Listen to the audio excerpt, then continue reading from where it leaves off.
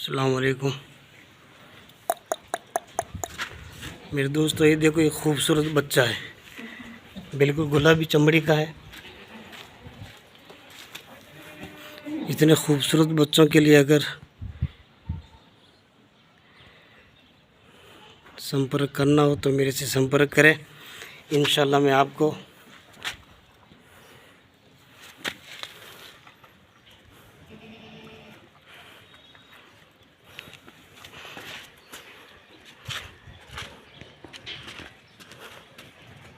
ये देखो माशाल्लाह, देखो एकदम घोड़े जैसा है।